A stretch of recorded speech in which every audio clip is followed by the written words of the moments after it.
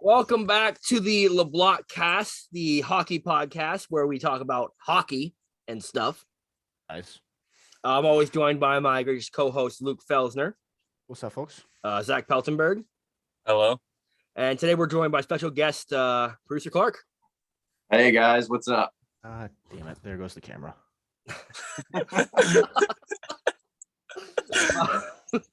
We're just gonna edit this out, right? We can edit this out. We're just gonna jump right into it.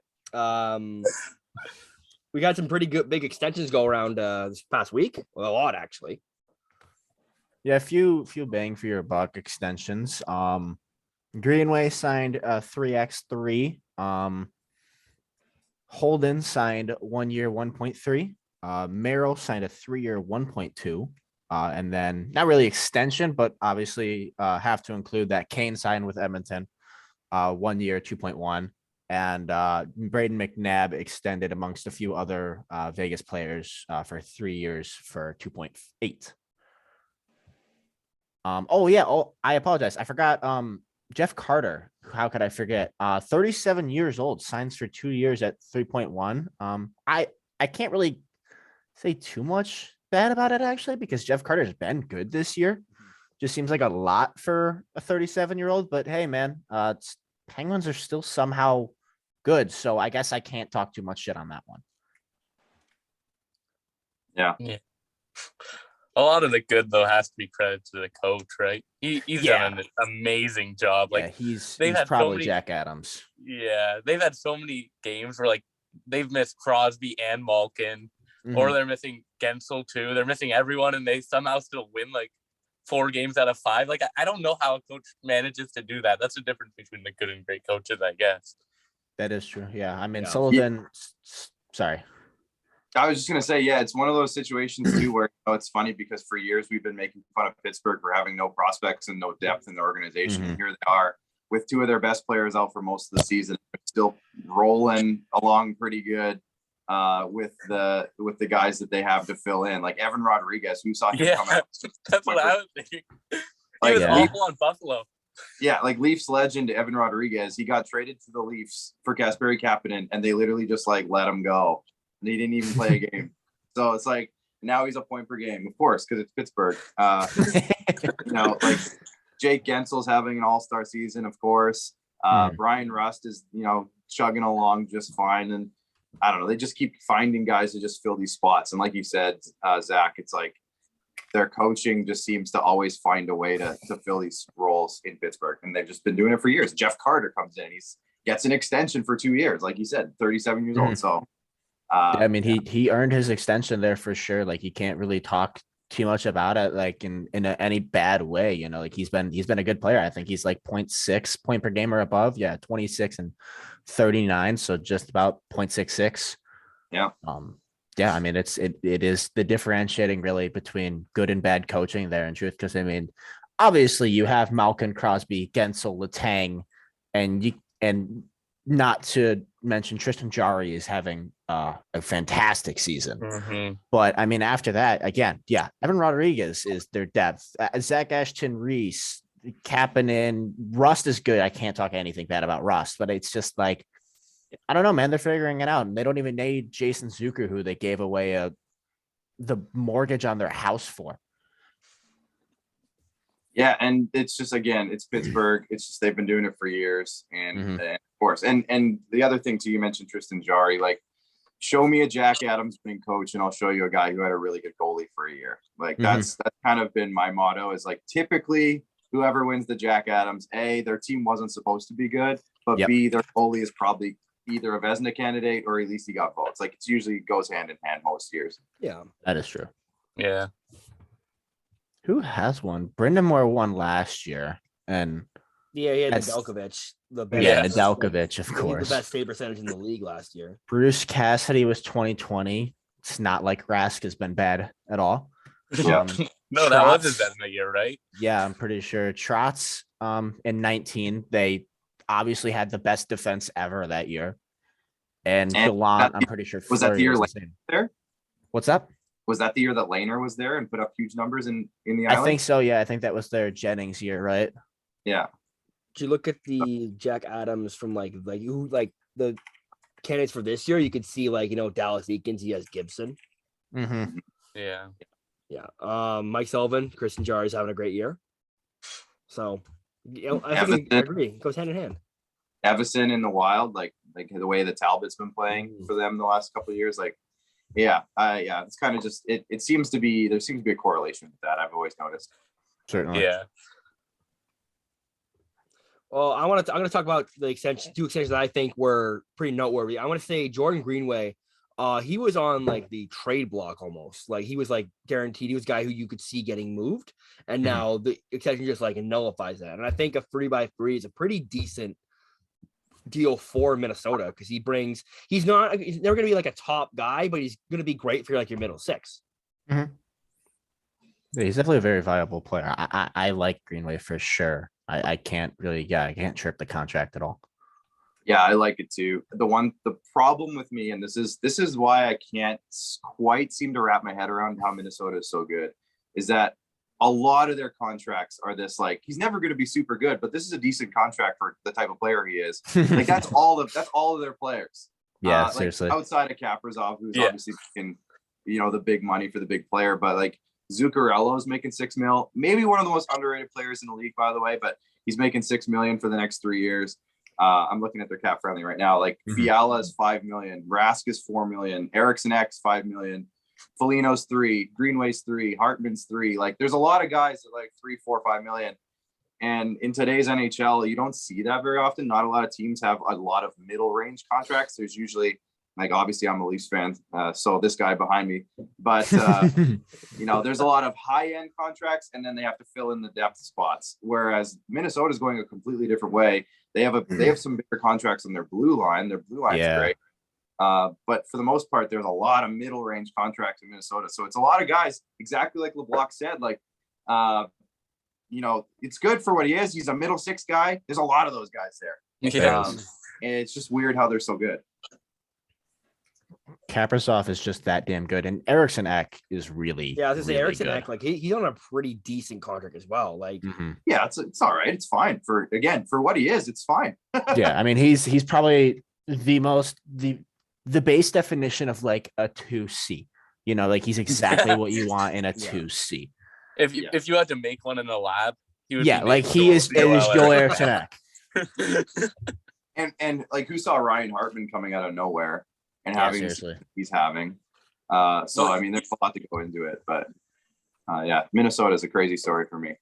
I could be wrong on this. Wasn't there some story with Hartman where like he was traded? He was traded while he was on vacation. Yeah, that's what I was saying. Yeah, he had no Wi-Fi or anything like that. And didn't he miss like the RFA deadline or something like that, or what was it? Right?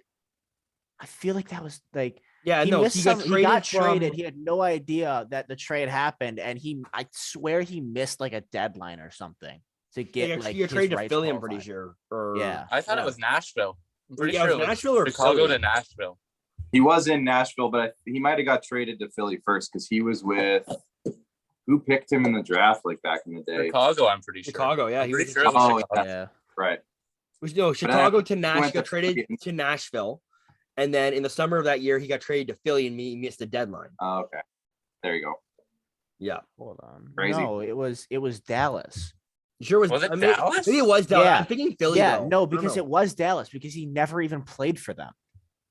He was traded for Pitlick 1-for-1, and he never played for Dallas. What an awful Signed trade, with by the Minnesota. way. What a terrible trade if they actually managed to hit the deadline. That would be like one of the worst trades in a while. Another extension that I want to bring up is Nick Holden because he's been really good for Ottawa, like defensively. Like him and Zub, that pairing has been played really well for us as of recent. He's also become like a fan favorite here. You see videos after the Sens win. The Sens have this thing when they win, they have a bike helmet and sunglasses to signify the long race of the season. And he's always yelling like him, safety first after they win. And the fans just love Holden. So, and I think he's got like a 1 year, 1.2 million, which is a really good for a veteran that he is. And he's been great for the team and as a veteran presence leader. That's fair. Every team needs, especially when you got a young team like Ottawa with all the youth that they have.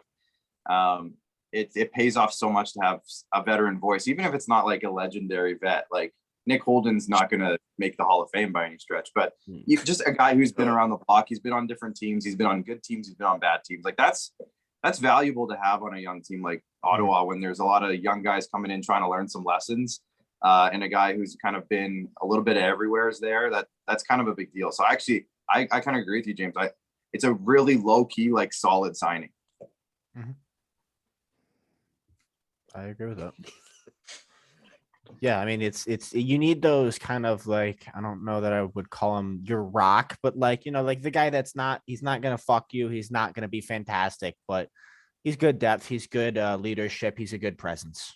Yeah, like I think of with the Leafs, for example, like when they were on the rebuild, they were turning everything around, and they had Roman Polak there for a few years, like different style of player, but like a guy who can fight through a lot of like really terrible situations. And he's also been on bad teams, been on good teams, and he's always going to put that consistent effort out. Nick Holden kind of strikes me as the same type of guy.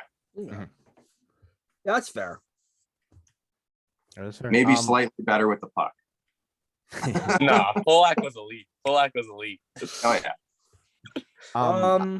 Any other signings? I know we had Luke. You want to talk about the Braden McNabb? Yeah, I do want to talk about McNabb just because I think it's interesting because obviously if you want to sit there and just talk about speculation, the speculation with what Vegas is going to be doing this year in offseason is really confusing to me, especially now, because obviously elephant in the room, they have Jack Eichel now. He makes 10, and he's sitting on LTIR, and they're going to bring him in, obviously, once he's all healed and good and done. But the elephant in the room, again, is that Vegas does not have the cap space no matter what to bring him in. Obviously, you get extended cap space when the season goes on, and especially in playoffs, it's no biggie. But they have a lot of guys. Like the big one that I would say is, obviously we talk about Riley Smith a lot. When that comes, like Riley Smith, he seems like the odd man out. You can move Evgeny Dadonov up, blah, blah, blah. But like Alec Martinez really strikes me as the odd man out there.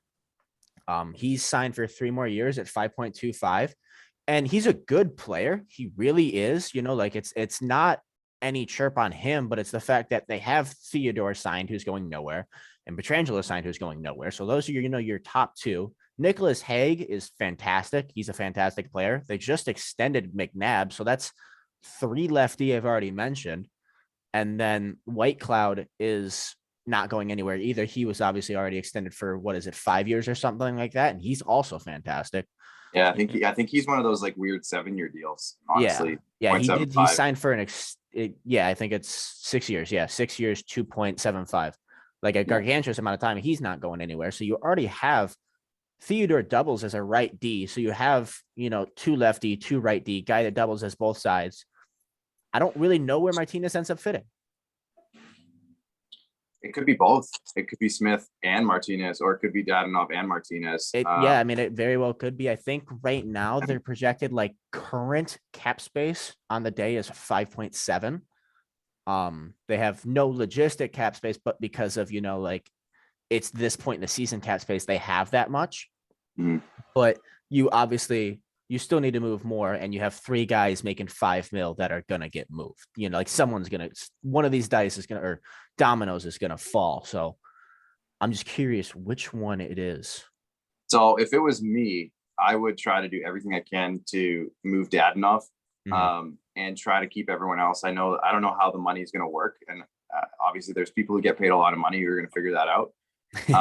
But to me, it's Dadonov. And the reason I say this is because how often have we heard about the rumors about Vegas is that it's like a turnstile, like you go in there and then all of a sudden you're out of there. Yeah, absolutely. Riley Smith and, Marchessault and Martinez came a little bit later, but those guys have been around a lot longer. And to me, they mean a lot more to the team than Dadonov, who just got there.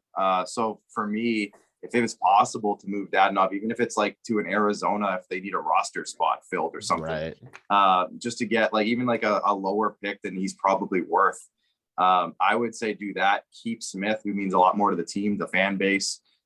Keep Martinez, who's had some big moments with Vegas, and like Dadonov, his points are going to be multiplied by Eichel. So I wouldn't worry about Dadonov's point production. It's not even all that great. I know Sens, like James is over there, like, yeah, I know Dadonov's not all that great. But yeah, I don't think he's worth the $5 million that they're paying him. Oh, If no, it's gonna, certainly not. It's gonna mean Eichel. I do want to say Kelly McCrimmon gives zero fucks. Like he traded Yeah, he does Missouri not. for nothing. Yeah. Like Well, if he thinks it will benefit his team, he will get rid of anybody. Being a WHL fan, I absolutely know that because he was a guy who traded for Braden Shen in their Memorial Cup year, and he traded like some of their better players at the time. He didn't care.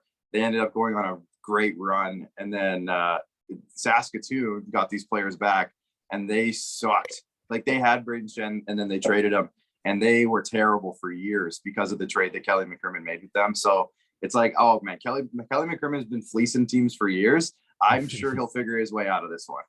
Yeah, he's kind of like a double-edged sword kind of guy. Like he's probably gonna bite them in the ass at some point, but in the meantime, like he's definitely Dadonov, and especially Dadonov is extended for another year at $5 million, and their depth is good enough to where you don't need Dadonov at all.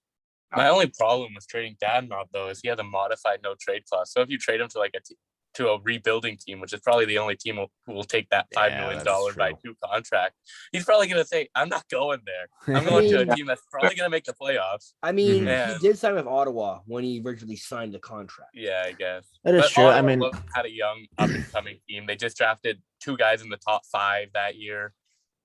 It was all looking up at the time, right? Yeah. Yeah, so his on Cap Friendly, it's saying that it's a 10-team no trade list. So I think all he has the real power to do is put 10 teams he doesn't want to go to. So that still leaves 21 other teams that they could still work with. He has no say in.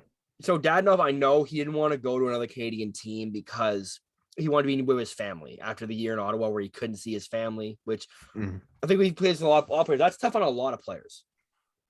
Mm-hmm. So yeah, absolutely. But I think Dadonov would be the odd man out. He makes $5 million, and you need to clear $10 million in cap space to get Eichel back. Right. Yeah, and like I said, is it exactly 10 million? Is it like prorated? I don't know. I'll let them figure that part out, but I'm sure they'll figure it out. They'll work it out with their money guys and make it work. Yep, they get paid the big bucks for a reason. Yeah, exactly. I think we're gonna move on. Mm-hmm. I was mad at Buffalo on last episode's podcast. They really pissed me off now. Like like I was mad last podcast. Now I'm furious.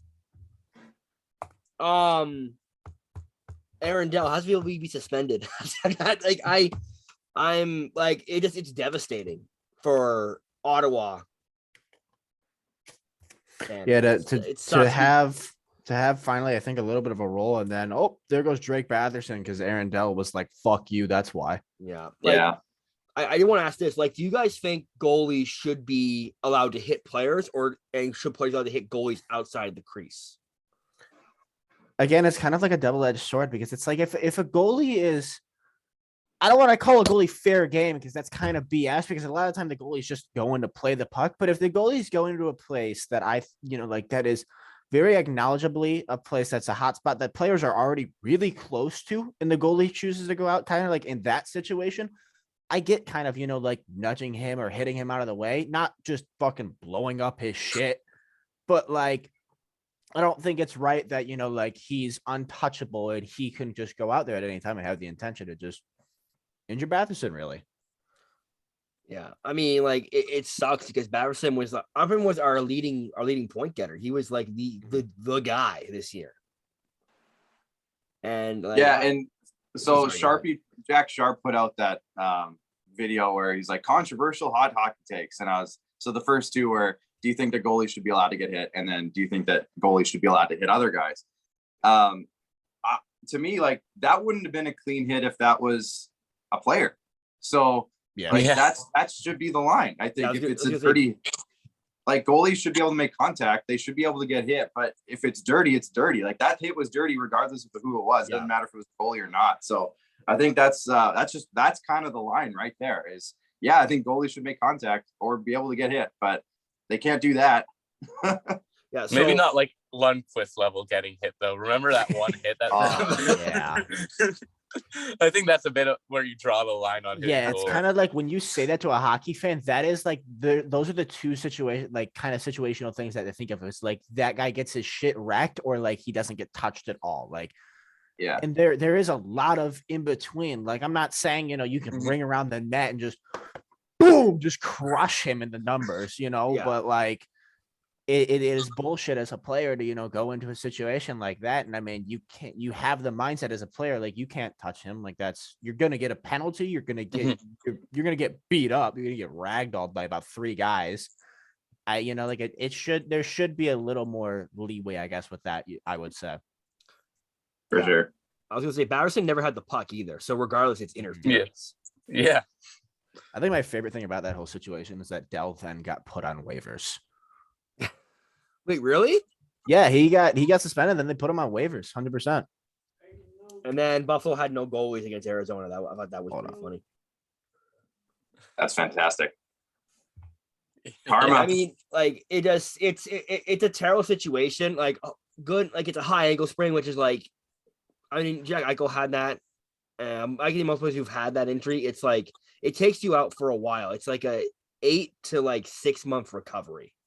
Yeah. Mm-hmm. Like if I was the Sens, I think I would shut down Batterson for the year. I don't want him coming back unless he's 100%.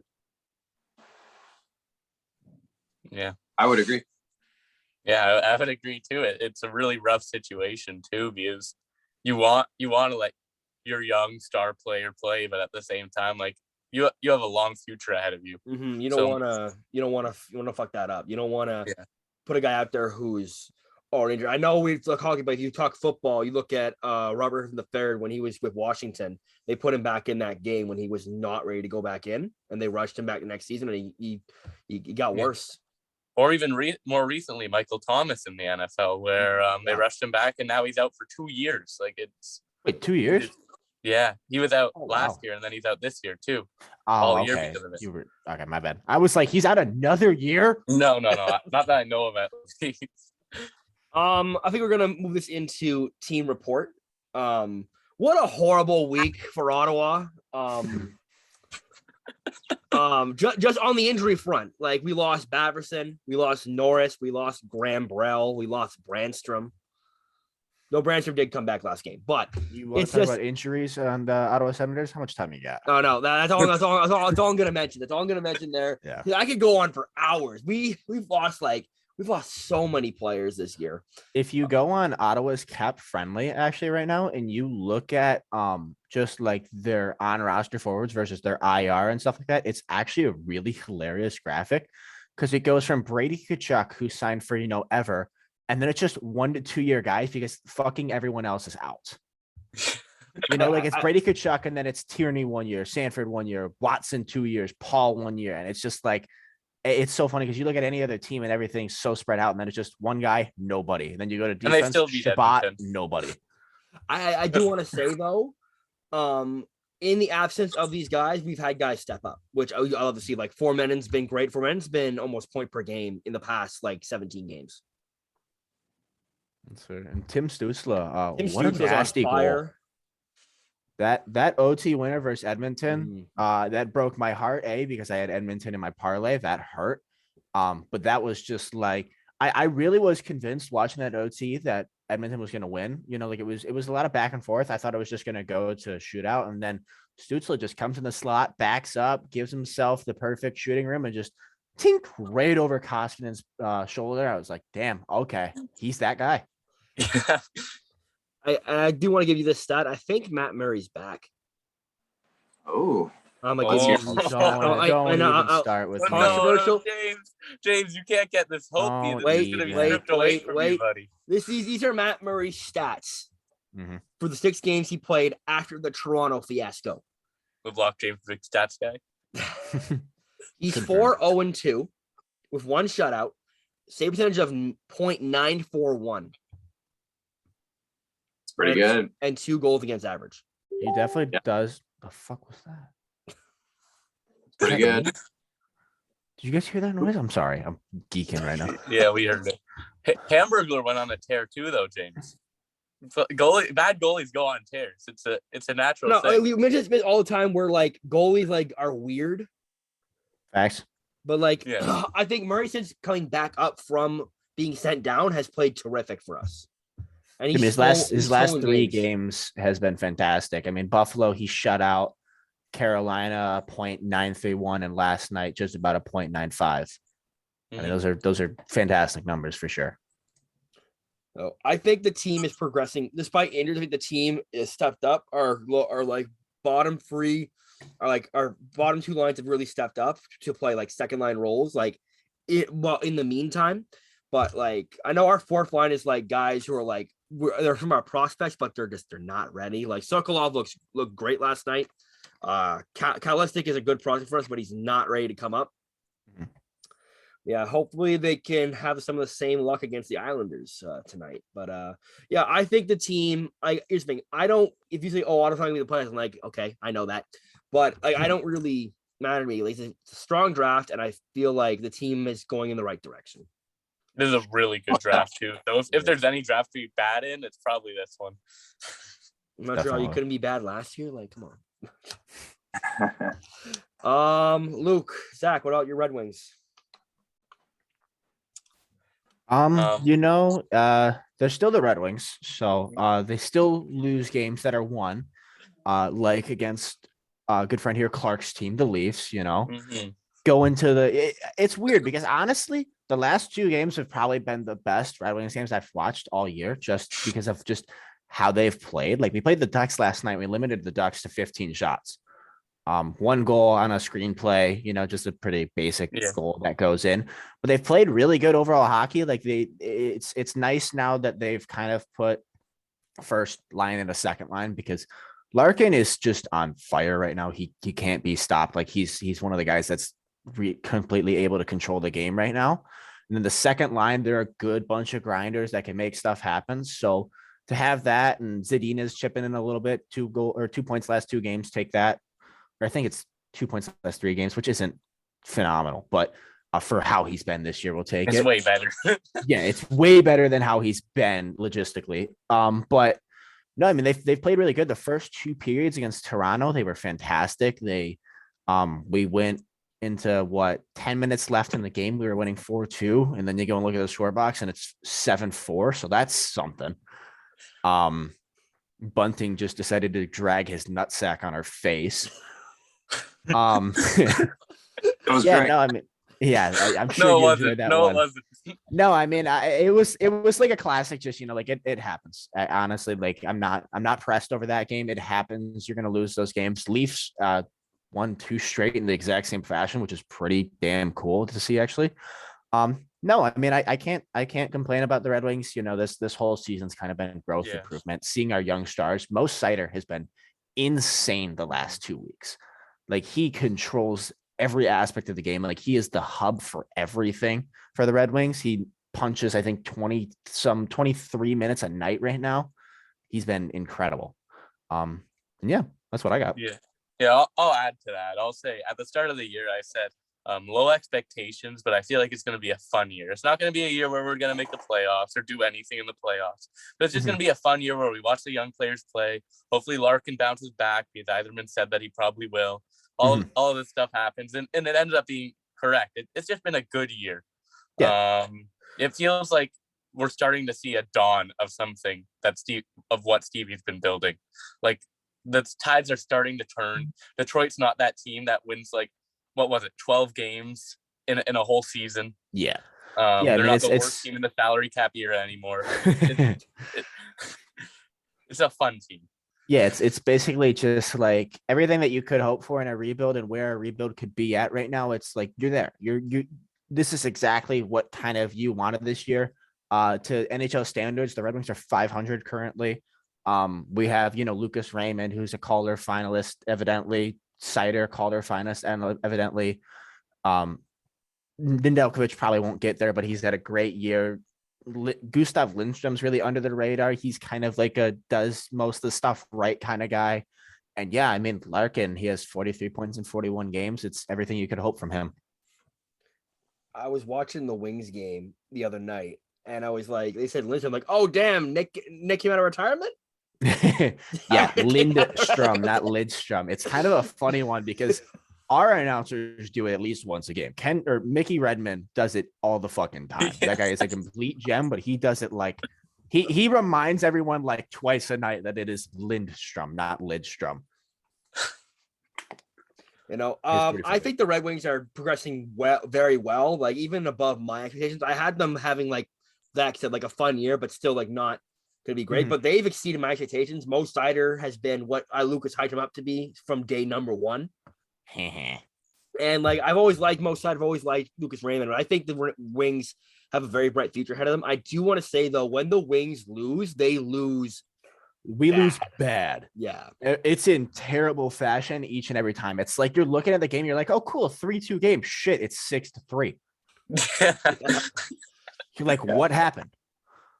Oh, I think that's a lot to do with having a young team, though. Like teams Absolutely. go through that, and I honestly think the Red Wings are probably ahead of schedule for what I kind of expected from them. Like to see their young guys step up, like Lucas Raymond coming in, having the year he's having, like you said, and all these guys just kind of like playing really big roles. Like I don't know. I think the Red Wings are going to be dangerous like pretty soon, and I think we'll start seeing them kind of be in the free agent conversation again for some big names because they have some cap space Mhm. clearing. And Stevie Y's there. Obviously, he's going to have a little sway with some guys. That Mhm. rink is gorgeous. So I think we're going to start seeing Detroit start to become a destination again, just like it was back in the 90s when everybody wanted to play there because they were winning all the time. I don't know if they're going to be as dominant as they were for 25 years, but I think they have a chance to get back to that level almost. Yeah, we're kind of nearing, like, we're not, I'd say we're still about, I don't know. I mean, I don't want to call playoffs next year out of the question. The Atlantic is incredible. So I'm not going to, sit here and say either way. I mean, Tampa, Florida, and Toronto are all essentially locks. It's kind of what happens with Boston. Like we can squeeze ahead of Boston, and the Metro is always changing. The Atlantic is the toughest division in the NHL. Like I'm convinced. Like there's no way. It's hard because the Metro has like 5 or 6 really good teams, but the Atlantic has 4 of like 4 top 8 teams, really. Like 4 just fantastic teams, and especially in the playoffs, like these are really damn hard teams to beat. Like Florida is the funnest team right now. Tampa is obviously Tampa. Toronto has 4 of the best forwards in the NHL, and Boston you can never count out. You really can't. That's it. It's not that even it's like the top to bottom strongest division, because I think there's better teams, like you said, like the Metros may be deeper, but the fact is like you're not making the playoffs. Like it's just like exactly. There's 4 teams that are going to make the playoffs for the next while, and that's just kind of how it's going to be. Like it's the AL East of the NHL. Like it's the Yankees, Red Sox, Rays. Like how are the Jays going to get by these guys? Like they're just very good all the time. It's like it's the same situation. Like I don't know. It's tough. No, I mean seriously, this division is probably the toughest for a rebuild to come out of, and we've got 4 rebuilders. Buffalo is obviously forever rebuilding, so you don't got to worry about them. But I mean, Ottawa's trying to come out of it pretty soon here. Detroit's working on coming out of it. Montreal, if they hit this draft, they can come out of it decently fast. They could probably, for as much shit as they get, I don't think a rebound is too out of the question with Montreal. They still have a pretty good pent up forward core. Price comes back. Yeah, I mean, if you get lucky with Price, that'd be huge. But I mean, yeah, it's so hard to look at because like Florida, Toronto, and Tampa are absolute locks. They're locks. Like you're not getting past those as those teams. And Boston is the only question mark because of just their aging core, right? Like Bergeron's got 1 year left. McAvoy's sick. You can't say anything about McAvoy or Pasternak, but I mean, Marchand and Bergeron are evidently nearing their end. They're still elite, but they're going to decline at some point. It's inevitable. You can't escape Father Time. Yeah.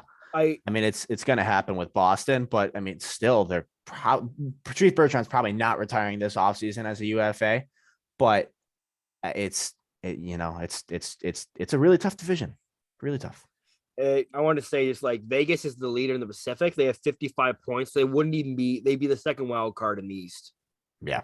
Like the Pacific as a division is so weak. The Oilers can somehow make the playoffs. I just want to put that out there.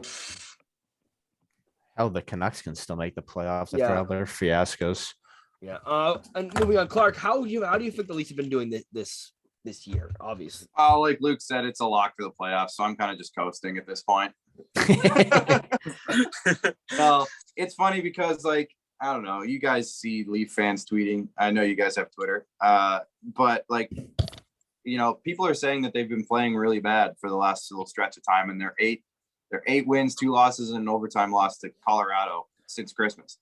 So it's like, yeah, we're 8-2-0-1, and we're not playing good.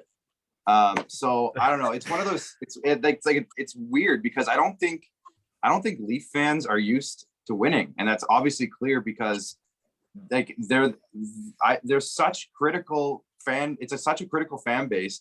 Every win isn't good enough.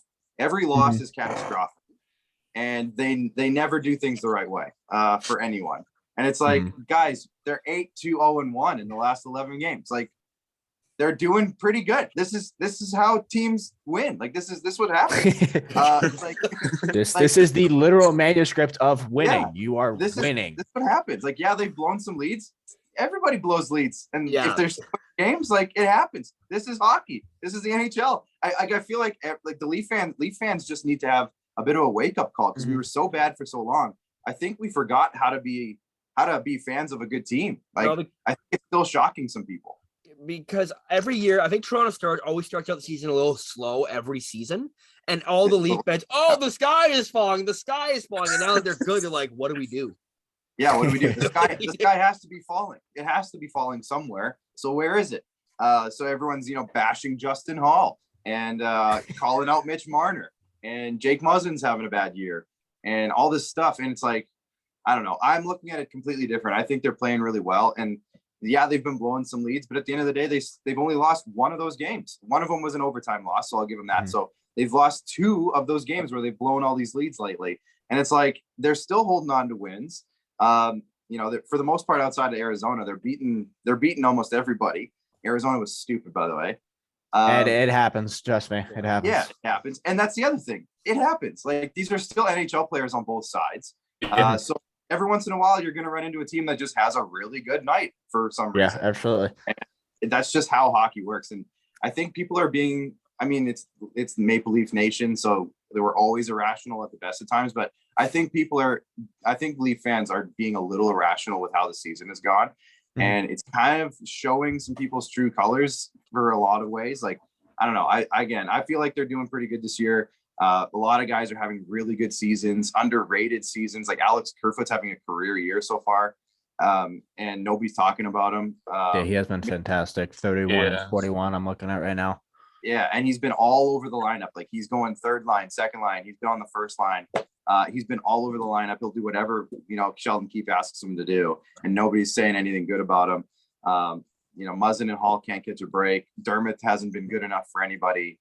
I kind of want Dermott out, by the way, but Mrazek plays 4 games over the stretch of 3 months, and he doesn't have the best games of his life, and now everyone wants to dump Mrazek because he's not good enough. But he's had a 930 in his last 3 games save percentage, and he's doing really well. So I don't know. I'm trying to keep a level head because I truly believe this is one of the better teams that they put on the ice for years.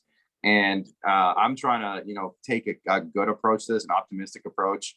But it's hard, man. You get beat down every day just looking at all this negativity about a team that's doing really good. They're 4th in the league in win percentage, guys.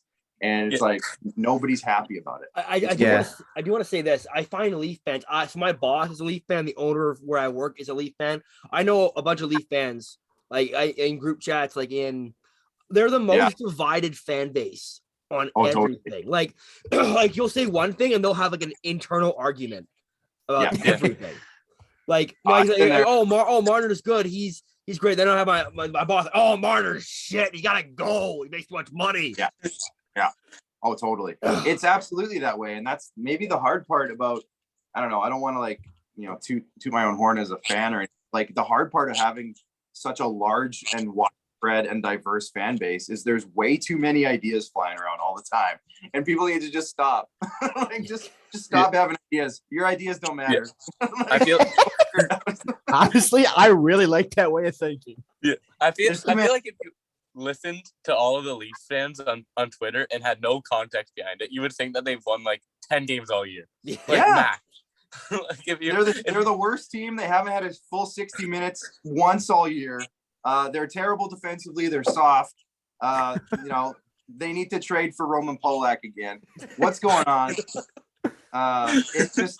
It's too much. I've honestly, trying to stay away from Twitter and stuff during games has kind of changed my life a little bit. Like it's made my life better. That's funny as hell, man. No, like I go on Twitter, I see like some like people like making like these like trade, like we need to trade Marner. You know who I think would be a good match for Marner? Let's get Tom Wilson. Yeah. We need some grit. Where's Dion Phaneuf? Yeah, he could come out of retirement. He's only like 36. So that's the other thing. Like when that quote from Doug Armstrong, who was the GM of Team Canada? Doug Armstrong or Bill Armstrong? Doug Armstrong, yeah. When that quote came out where he's like, yeah, we're going to go for maybe some bigger bodied guys because we have a lot of skill in the lineup. And everyone's like, that means Wilson's going to make it over Marner. That's what he means by that. And it's like, shut up. Like, oh, well. I just thought that was a little ridiculous. But like, yeah, the fact like everyone wants to trade Marner for 3 guys because that would be a better use of that money. So, okay, go out and find a trade then. Go find me a trade. And you guys trade Mitch Marner for 3 players that will make this team better. Go ahead. Make it work. I think I've mentioned this more than once, but I think Marner is a good player. I think he needs another person to be on that line with him, and I think he's just way too inconsistent. Do you think John Tavares isn't good enough for? No. I'm saying John Tavares is good enough for. I'm just saying, like, if Tavares was out, I don't think Marner can carry a line. That's just my opinion on that. He's definitely come back from this little injury that he had with a way different mindset. And I actually really like what he said to Sean McKenzie on Sportsnet the other day. I think it was after the game against the Devils. And he scored a goal. I think he has a 5 or 6 game goal streak now, which is weird for him. And he was like, you know what? I just finally have a different confidence level in myself that I know I can score goals. I just always look to make the play instead of shooting. And now I'm just ripping it. It's literally what he said. He's like, I'm just ripping it. No, because we said Marner's got a good shot, but he's not. He wasn't shooting enough, and now he's shooting it. And now we can see how good he is. And it's working. And it's like, oh, okay. And he literally said himself, like, I think I'm surprising some goalies because he's been a pass first guy his whole career. And there's so many times where you see Mitch Marner coming in. Like I've seen like 3-on-1s, odd man rushes where it's like he had the best opportunity for a shot. Sorry, guys. He had the best opportunity for a shot and he would pass it every time. And now he's shooting and goalies don't know what to do with it because they aren't expecting it to come from him. Yeah. And it's just, just a whole different thing from him, a different mindset. And it's great. We needed another guy with a kind of a killer instinct and he's kind of showing it. So I hope he keeps it up. Well, now that he's shooting too, it's so scary because he's such a creative player, like without the shot, like it, when you're with a 3-on-1, he can make a play that you're so a defenseman or a goalie are just so confused by. They're bamboozled by what he did. And now he can shoot. So now you're like, is he going to pass it to this guy like between his legs or is he just going to shoot and score on me? Like you don't know what he's going to do ever. It's just a whole different game now. Totally. So yeah, that's kind of my thoughts. I don't know if you guys want to add anything else or anything, but I think that kind of wraps up where I'm at. I think they're doing great. I do want to add one thing that I kind of like it. It's like this hit or I don't want to say it's again. I'm gonna use the term double-edged sword, I guess. As a Red Wings fan, obviously Atlantic team fan, and forever rival of the Toronto Maple Leafs, it's so easy to poke fun and blah blah blah. But honestly, like I've really liked where the Leafs are at lately. If Marner can stay on this track and if he can keep this same mindset heading into playoffs, the Leafs will probably win in the first round. And obviously, in our season preview, we talked about, the Leafs in the first round, like it's the big dragon at the end of the road, like what the hell are you going to do? And I think it's a good sign when, like Marner has this newfound confidence. Matthews is obviously great. Nylander is no longer the scapegoat and he's just able to perform how he can. TJ Brody, Riley Morgan was what I was about to say. Everyone's hitting at a lot of levels right now for the Leafs. And I think it's kind of funny because, like everyone will go back and relate back to all the times the Leafs have blown leads. Every time the Leafs have done this, every time the Leafs have done that. But like their last 2 games, they came back from 4-2. And what was the game against the Devils? Was it 4-1 or something? It was 4-2. It was 4-2. Same thing. 4-2. I was Yeah. scared. I was scared I had a parlay. Yeah, I had the Leafs in my parlay, and I was looking at that, and I was like, man, I really want the Leafs to come back. And I'm switching through games, and I'm like, oh, cool, 5-4 Leafs. Like I think those are really good, and I think those should be like fantastic confidence boosters for A, the Leafs, and B, Leafs fans, because that's on top of the actually winning consistently. That's something that Leafs fans have not seen much over the course of being a fan is, like you get in that hole, and most of the time it's in for most of the teams. Nevertheless, you stay in that hole when you're down. Coming back from 2 multiple goal leads in 2 back-to-back games is fantastic. Yeah, and one other thing too, like going back over this stretch of the last 11 games or whatever it is, like they've been really spread out. There hasn't been much consistency in how they've played just because of postponements and stuff. But it's also been against, Ottawa on New Year's Day, right? That was a 6-0 blowout. Sorry, James. But then there was, Edmonton, and they were, they're still a tough team. I know they've been struggling, but and then Colorado, Vegas, Arizona. We're forgetting about that one. St. Louis, the Rangers, and the Islanders and the Ducks. The Islanders have been surging. The Ducks have had a really solid year.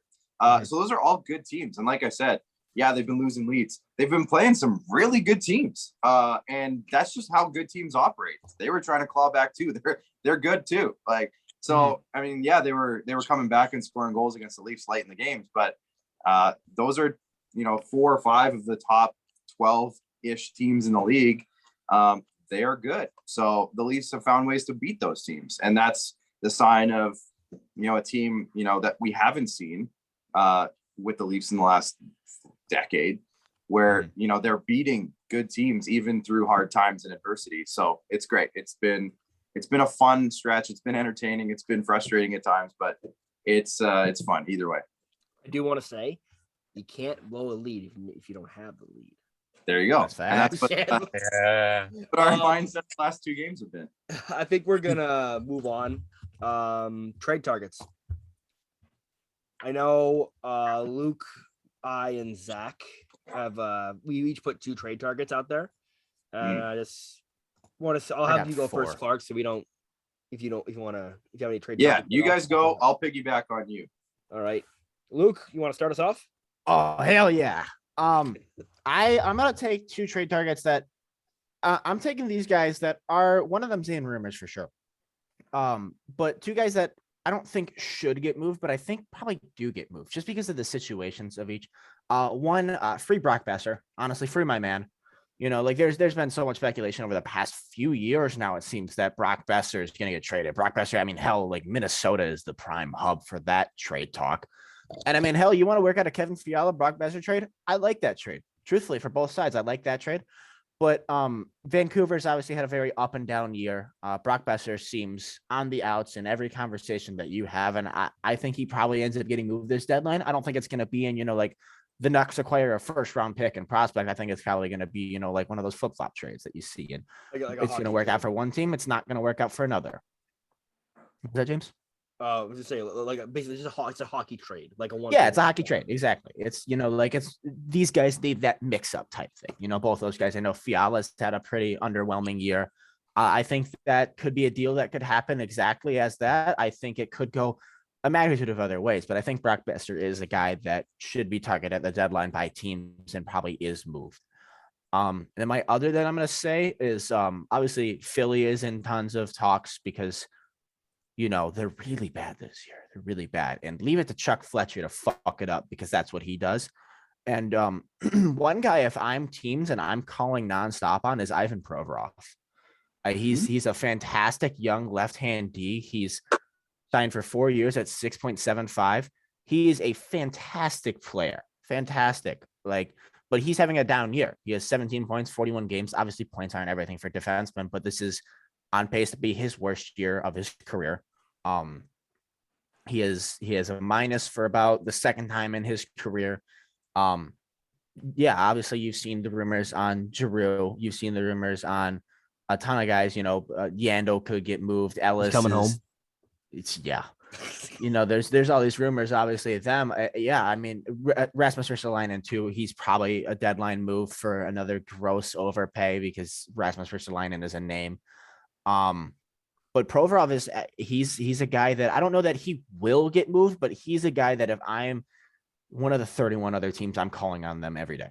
I really like that actually. Provorov, I wouldn't like that's really good. There's a lot of those. They should be able to get huge value for Provorov. Like, oh, they could get huge value, but it could also go both ways. And it's like every deadline, it seems to have it happen where there's a guy that's not really in trade talks, but he ends up getting moved. And Provorov's kind of my pick for that because you look at Philly and it's just if you've looked at the rumors and articles on Philly lately, it's the Philly wants to make some moves. They want to change stuff up, and Giroux's obviously going to be the pinnacle of that, being just on his last year of his contract. But Philly doesn't want to go through some big long rebuild. They want to kind of have it be a bounce back. They want to figure that out, and they kind of try to do that over the offseason. And I do think this year would have been a lot different for Philly if they had Ryan Ellis healthy. He's only played 4 games for them this year, which is that kills you, man. That hurts so bad. But I mean, yeah, they said there was the one thing, Giroux is linked to Colorado super heavily, and fuck Colorado if that happens, because that's just a super team in the definition. And they said that Travis Konechny was almost moved last offseason, like the deal was almost done, and they decided not to do it type thing. Yeah, you didn't see that? No! Yeah, that was totally posted. I totally remember seeing that. I could pull it up at some point. Bro, yeah, it looks like Clark knows what I'm talking about. Legend. Yeah, I mean, there's a lot going on in Philly, and I wouldn't leave it out of the question to say that Ivan Provorov could be moved. Yeah, I love it. I'm not gonna lie. That'd be mass chaos, and I like mass chaos. So let's bring it on. Zach, what do you got? So my first one is Dylan Strome. I feel like any player that scores a hat trick against the Wings naturally usually get traded to the Wings. Yeah, he was shooter last year. Funny how that works. Yeah. Strome's a good player. Like, he was drafted high for a reason. He hasn't really produced at the NHL level. He's had glimpses where you go, "Ooh, that's a 3rd overall pick right there," and then he has other games where you go, "Not an NHL player." But I think for the most part, you get him in a room that's young, like him still, as a guy who can probably fill into a 2nd, 3rd line center. You show trust in him. That's something that, while I don't like Blashill, he shows trust in a player, and I feel like most players on that team feel like they're believed in by their coach, which is something that's really important. I don't think Strome's ever had that through all of his NHL career. It's just being believed in. I feel like no organization, like Chicago traded for him, but did they really think that it was more like a shot in the dark? It looked like that's what it felt like when they traded for him than a pure belief thing. And my other guy is Calle Yarncroc. He's a UFA next year. Seattle haven't been very good this year. So you might as well get a guy like Calle Yarncroc, who's been a very good producer his whole NHL career and who has been the embodiment of underrated. And you get him for probably maybe a 3rd round pick or where Detroit has a ton of picks all around. And you can probably re-sign the guy who got drafted and bring him back to Detroit where he got drafted. And those are my 2. Damn, Ken Holland. But yeah, so I went off the board a little bit with mine, but I do like yours. I think getting those 2 guys to be really good. My first one is Jeff Petrie. Is he a target? Yes. Is he gonna get moved? Montreal's gonna have to retain. Like, they're gonna have to retain. And here's the thing of Jeff Petrie. I know my buddy Jack, he has had a huge rant about Jeff Petrie on his YouTube page. Basically, Jeff Petrie, you just signed an extension, my man. And then you're like, yeah, I don't want to be here. Like, I get, apparently the reason was that I saw Petrie wants to be with his family, but I doubt it that Stevie Y is going to take a chance on Jeff Petrie. Like, it's not out of the question. But I think Jeff Petrie could get moved. It's going to be hard to move that contract, but Montreal will find a way, I find. And then my second one, Anton Forsberg. Where's he at? I'm sorry. He's Florida. Ottawa. Oh, He's been gaining trading interest all year. He was really good for a long stretch when Murray was injured and Gus was injured. So I think he does get moved because next year you have Gustafson on a one-way, not a two-way. So you're gonna and Forsberg's UFA at the end of the year. So team that needs a backup goalie, you're gonna get Forsberg, or a team that needs like a starter, like Edmonton. huh. Interesting. Yeah, it's a good one. Petrie, like you said, is going to be tough. Forsberg, they could move no problem. He's cheap, and any team that needs any type of goaltending depth, I think he's not. He's already been moved like 12 times in the last 2 years. You might as well keep moving him.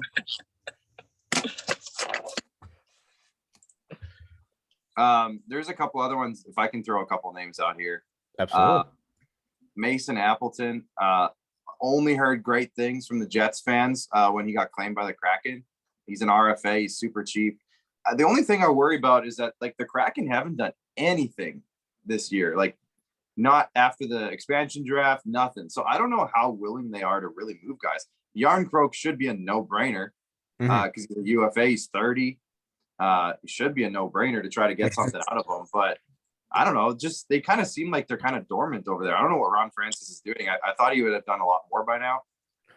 But I could totally see like a Mason Appleton getting. He's 26. He's an RFA. He's kind of the type of player everyone wants in their, third, fourth line, especially for a playoff run. And he's affordable. And that's the biggest problem with this year's trade deadline is like 17 teams have no cap space this year, and they're all the teams that are probably going to want to try to add cap. Yeah. So it's like it's going to be tough. Like a Jeff Petrie, for example, James, like you said, they're going to have to retain on that contract. And that's a tough one to retain on because it's 3 years. So if you're retaining $2 to $3-ish million for 3 years, like that's a big chunk. Maybe Montreal doesn't want to be a cap team for the next couple of years as they kind of do their rebuild. Maybe that's how they're going to do it, but that's going to be tough. But yeah, like the affordable ones, I think are the ones we're going to have to start looking at where it's like $1 million or 2 million, like Yarncroke, for example, like that range should be easy to add. Some of these other guys, when retention starts creeping in on all these players, like, I don't know. I saw a rumor the other day that Jordan Eberle might get traded. And he's $5.5 million for 3 years. Like, again, you're probably gonna have to retain on that. It's just how it's working here. Like, so it'll be a tough year, but I think the buzzword this year will be like term and affordability. Like that'll be the big thing that teams are going to want to trade for. Because if you're trading for money, it's probably a situation where you're going to want a couple of years where you can make it worth it, and not just like Rasmus Ristolainen, who's 1 year at 5.5 and then he's gone. So that's one thing I think teams are going to start looking at. Yeah, this has the potential, in my opinion, to be a really interesting trade deadline for multiple reasons. Like Clark said, affordability is going to be a really big one. But the issue is the guys that are most mentioned right now, there's only one that is considerably affordable. That's a big name, and that's Jacob Chikrin. And I mean, it's not like $4 million is any small thing for a team to fit in either way. Especially a contender. Like there's, again, like exactly Clark said, like there is. Let me go and check and make sure there's 1, 2, 3, 4, 5, 6, 7, 8, 9, 10, 11, 12 teams with currently 0 projected cap space. And how many teams have like 100,000 or less? Yeah, I mean the Leafs have 100,000. Florida has 88. St. Louis 63. Avs 73. Kings have 500, which is confusing to me. But yeah, I mean like the guys. That. Yeah, I mean the guys that are like there that are like to get moved are like Thomas Hurdle's like a looming one, and he's making a ton of money. John Klingberg's making like 6, and he's supposed to get moved. 4.25. Klingberg's really? a 4.5. Oh, I'm wrong there. No, Klingberg wants like 8 million. Yeah, Klingberg wants that much. That's my bad. Yeah. I mean like, Kessel. For example, Luke, like you said, like to add Chikrin, like that's $4.6 million for 3 years. So you have to have that much money this year right. And for the next couple of years. So the one team that I heard, for example, is Florida. They want to add Chikrin. Okay, so let's look at what Florida's got. They've already got some good defensemen. They're probably going to have to trade Gustav Forsling out because he's making $2.6 million, and they're probably going to have to trade Frank Ficciano out, who's making 2.5, and he's a UFA at the end of this year. So there you go. There's two pretty good players that they already are making pretty good use of out the door just to make this close to working. So I like that. And then on top of that, you probably have to add a prospect because it's Jacob Chikrin. Yeah, I wouldn't trade Arizona wants the house. Like Yeah. Like I know. If I'm Arizona, I'm not taking Vetrano and Forsling for Chikrin. So I'm asking for Anton Lundell. I'm asking for I'm asking for Spencer Knight. I'm asking for Spencer Knight. Sure, like that's what I'm asking for, minimum, and then a draft pick or something even on top of that. So these teams are going to have a really hard time making this all work, and that's where I think like Minnesota, when we talked about these guys earlier, where they have a ton of these mid-range contracts, that could actually work out good for them because they can package a $3 and $4 million player. Victor Rask makes $4 million. You could put that in and then add money that's more valuable. So I don't know. I'd look at Minnesota to make a move like the Brock Besser thing you mentioned earlier. I could see them even maybe going after like a Jeff Petrie and making the money work. Stuff like that, where I think Minnesota might be dangerous because they have contracts to move. Whereas all these other teams, like I said earlier, they have big contracts and small contracts that won't make a dent in a trade. Absolutely. So like, I know we said the Greenway extension like nixed all trade talk. He could get moved easily. That's an affordable contract now. That's exactly what happened to Anthony Mantha. We signed him for 4 years at like 5.25, and then they wasted no time and traded him for Kosa and Verana, evidently. Like nobody is safe. End of the day, let's just make that clear. Nobody's safe, but there are teams that have the potential right now to make some damage. Like the Wild can make some moves. Nashville has been really good this year, and they have 10 million in space. Nashville could do some real damn damage at this deadline, man. I think a player that I just thought of that might be interesting, needs an RFA this year, is Kasperi Kapanen. He has a very affordable contract. I think I checked him out. He's $3.2 million this year, and then he's an RFA next year. You want a guy who's a second, third line center? I mean, right winger. Don't know why I said center. Second, third line forward. Kapanen's your guy. He's gonna get you depth scoring easily, which is important in the playoffs. And on top of that, I mean, another RFA that's obviously requested to trade out is Jake DeBrusk. He makes 3.6. He's an RFA to be. That's a pretty slam dunk deal for teams that, like those guys, those kind of guys are probably going to be the guys, like DeBrusk, Kapanen. We already said Yarn Croak, obviously. McCann is even one, and I love McCann. He could garner a lot of trade value for Seattle because when he's healthy, he is really good. I think Seattle's gonna have a fire sale. I think Arizona's gonna have a fire sale. But unless Phil the thrill back to Toronto, eh? How do you feel about that, Clark? Yeah, he'd be so good. Retain it. I want you to break the rules though and retain 90% salary. Okay, Arizona. No. The trend is now where they trade into one team. They retain, that is true. To another team, and then they retain them. They give them to the. Yeah, that is actually a really good point. Is that could be a really because another one in the new, like in trade talks is Fleury. Obviously, if they want to move him, he makes what is it, 7 million still, right? Yeah. No team is capable of trading for 7 million. You send him to one team. If you're the Blackhawks, you retain half. That's 3.5. You send them to Detroit, they retain half. That's another 1.75. I mean, then you get Marc-Andre Fleury at 1.75. That's going to be definitely something that might happen. I'd watch out for teams who have cap space, like on Ottawa or those are probably the more dangerous teams right now heading into this deadline is the teams with cap spaces: Buffalo, Columbus, Anaheim, Detroit, Ottawa, New Jersey, Arizona. Those are the guys that are going to be able to capitalize on a lot this deadline. Pierre, let's get it going. Come on.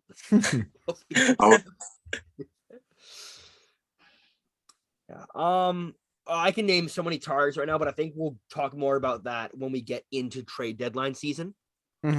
Yeah, like I can go into JT Miller, I can go into others, but we're gonna just keep a lot of writing on the wall. I mean,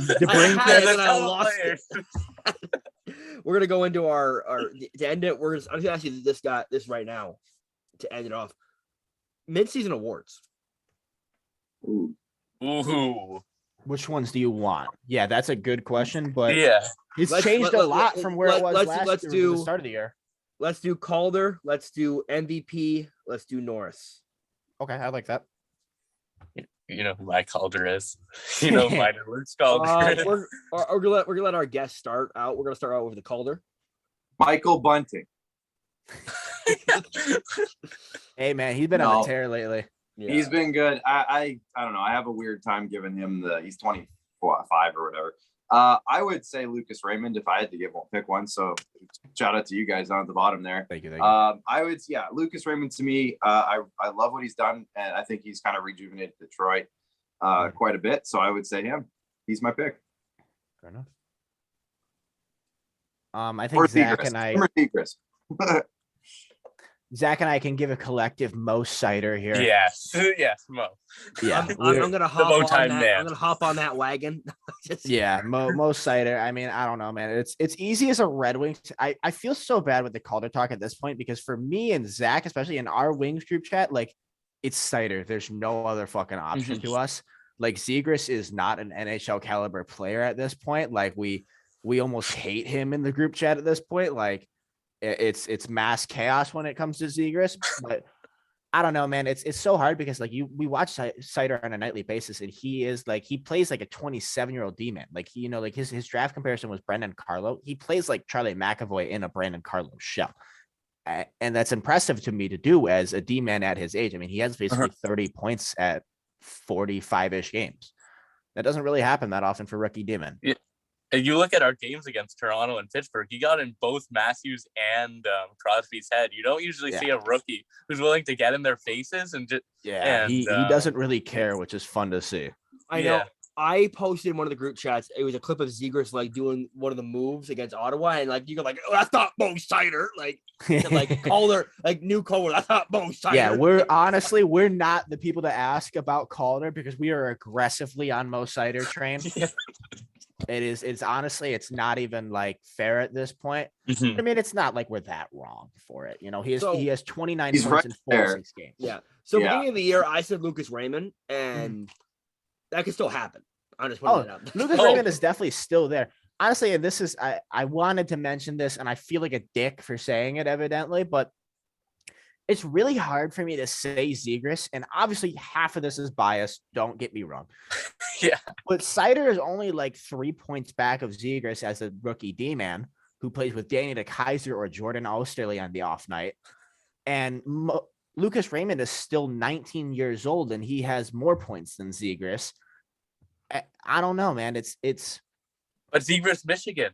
Zegras behind the net pass. He do dangle.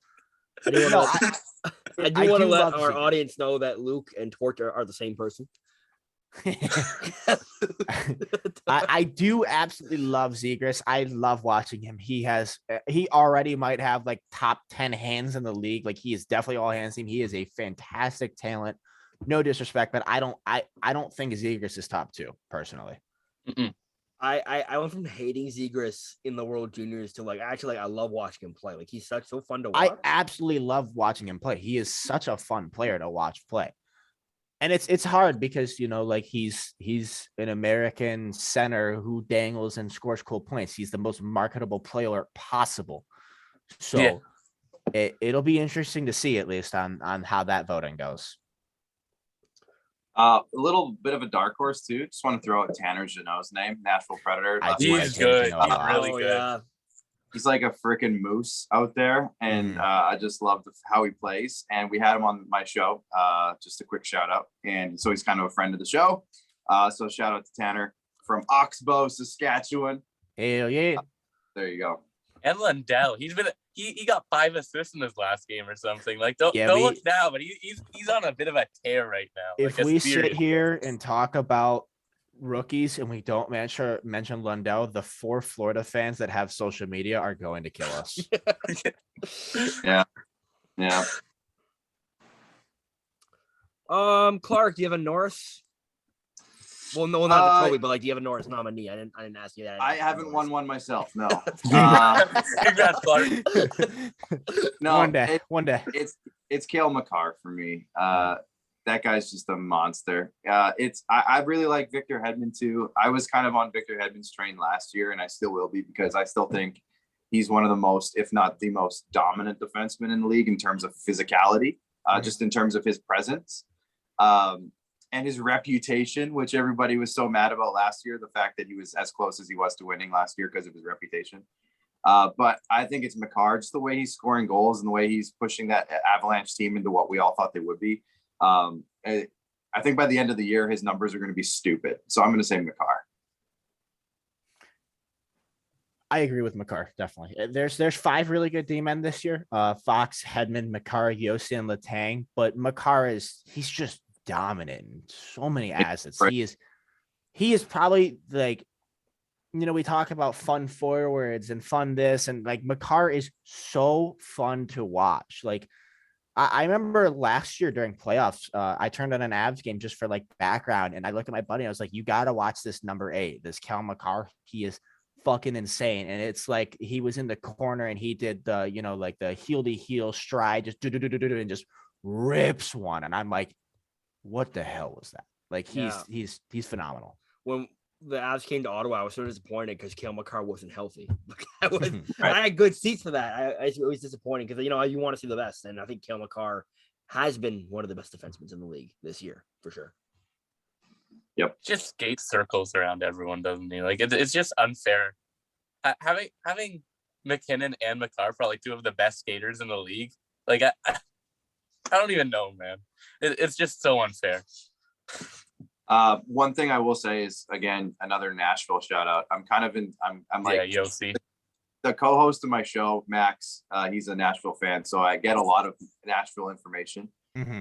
And given the fact that they are where they are in the standings right now, and that Yossi's like leading the way for them, he deserves a lot of credit, I think, for how good Nashville has been this year. I think I completely agree.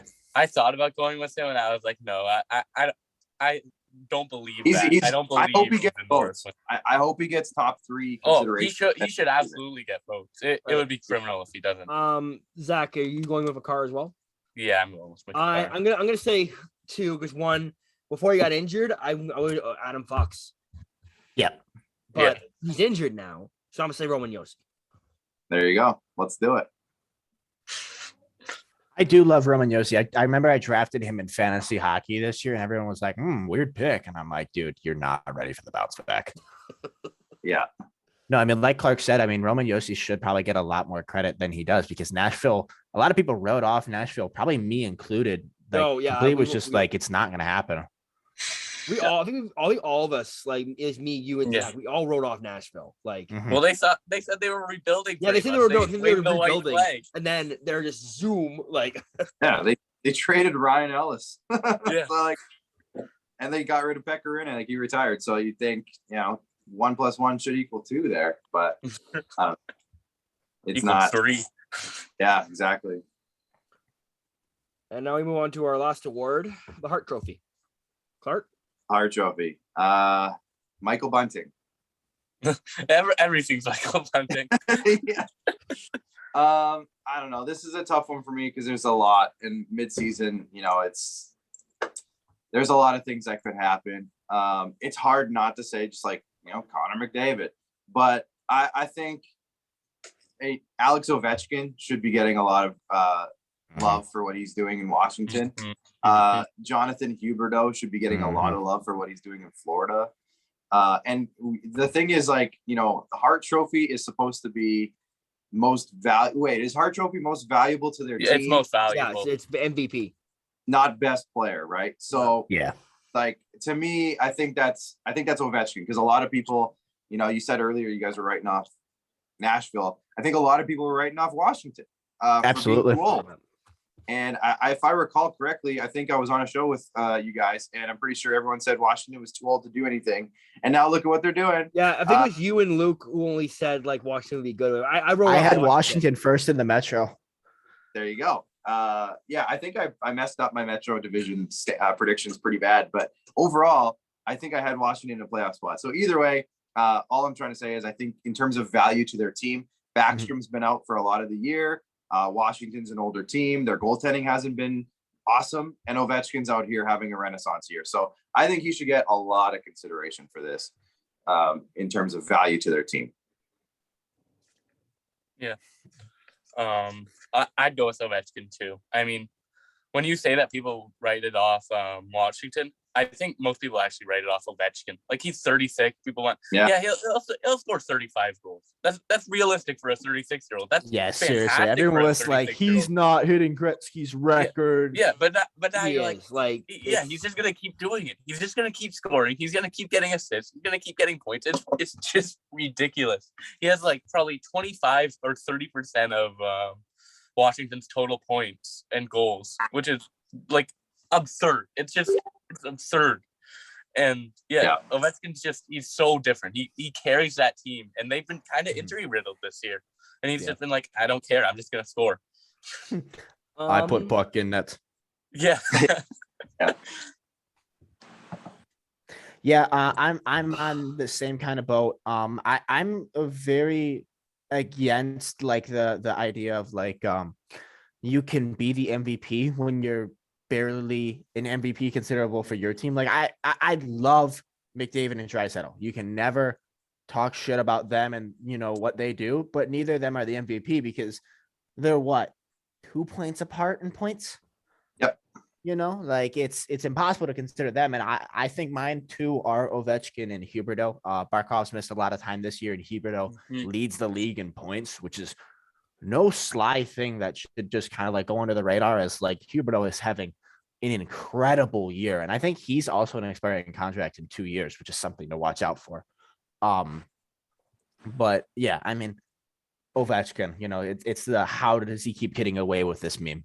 You know, like he's 35 years old. He has 29 for 58 and 45. Like he's not slowing down. And yeah, I mean, in terms of like everything should mean, you know, like with these individualistic awards, it's like, how much do you mean to your team? How much do you help? And like you talk Yossi on the Preds, you know, like if you take Roman Yossi off that team, UC Staros is obviously still fantastic, but I mean, how many wins did they realistically have? 10? 12, you know, without Roman Yossi. I mean, he's the point leader on that team by a very large margin. You know, he's in the top 30 for point scorers overall. And yeah, it's just, and I don't know. I don't know what else to say. And obviously I also don't want to leave out Nazem Kadri. Just what the fuck is that about? Honestly, is 59 and 40 for him. I don't know about, MVP for him because he still has a lot of help in Colorado. Obviously, Mikko Rantanen's at 6 in points.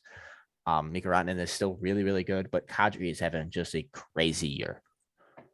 But yeah, my pick is Ovechkin. Let me summarize that. Sorry, I ramble on a lot. Yeah, I was good. Anyway, my picks. So I was gonna mention that I think Ovechkin's the MVP, but I got 2 dark horses. Luke already said one, which is Huberdeau, who's been fantastic. For sure, he's leading the league in points right now. Yeah, he is. And I got one ahead that I of think Dries. Other guys have games in hand. Like the guys from 2 to 4 or 2 to 5 all have games in hand. Like a 4 to 5 games in hand on him, or sorry, 5 to 6. So that is one thing, but either way, to lead the league at any point in time, especially more than halfway through the year, is insane.